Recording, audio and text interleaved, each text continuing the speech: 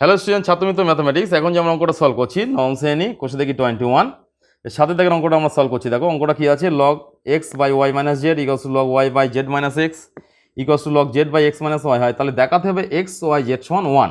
তাহলে আমরা এই তিনটে সমান কে ধরে নিয়েছি, নিয়ে তাহলে প্রথমটা সমান কে হবে, কে হলে কথা হবে লগ এক্স সমান কে ইন্টু এটা। একইভাবে লগ ওয়াই এবং লগ জেডের মানটা আমরা বার করেছি। এবার মূল যে অঙ্কটা ছিল এটা সমান 1 প্রমাণ করতে হবে, সেটা সমান আমরা 1 বসিয়েছি। তাই উভয় পক্ষে লগ নিয়ে পাই, উভয় পক্ষে লগ নিয়েছি। এখানে log x y z equals to log 1। তাই এটা গুণের আকারে আসতে তাহলে কী হবে, যোগ হবে। তাই পরস্পর log x log y log z পরস্পর যোগ হলো, এটা সমান 0। তাহলে আমাদের 0 প্রমাণ করলে অঙ্কটা সমাধান হয়ে যাবে। এবার যে মূল অঙ্ক ছিল লেফট হ্যান্ড সাইড বলে দেখো এই মূল অঙ্কটা বসিয়েছি এখানে। এবার এখানে লগ এক্স লগ ওয়াই এবং লগ জেডের মান পরস্পর বসিয়ে দিয়েছি। কে কমন নিলাম, তাহলে y minus z plus z. এখানে দেখো পরস্পর এই মানগুলো যদি কাটাকুটি হয়ে যাচ্ছে, plus y plus x minus x plus z minus z পরস্পর কাটাকুটি হয়ে গেল। তাহলে কে ইন্টু 0 মানে কত, কে ইন্টু 0 ইকুয়ালস টু 1। এই কে ইন্টু 0 মানে হলো 0।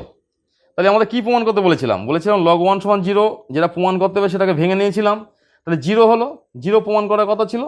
তাহলে এখানে আমরা দেখো 0 প্রমাণ করেছি, কে ইন্টু 0 ইকুয়ালস টু 0 প্রমাণ হলো। তাহলে অর্থাৎ অঙ্কটা আমাদের প্রমাণিত হয়ে গেল।